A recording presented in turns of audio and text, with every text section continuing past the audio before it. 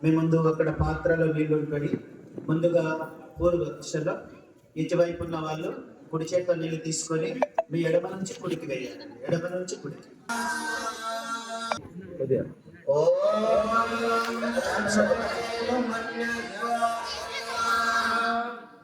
మొదటి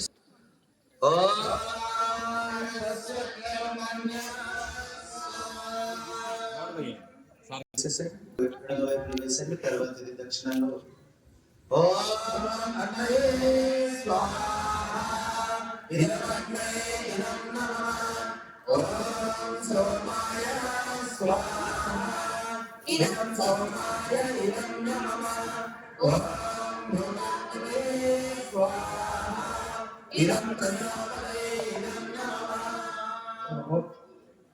బంధువులారా ఇస్తాము. ముందు సామగ్రితో కూడా వేయాలన్నమా. యజమానులు మన నెయ్యితో వేయండి. యజమాన పత్ని అంటే సామగ్రితో ఆయుధం వేస్తూ ఉండండి.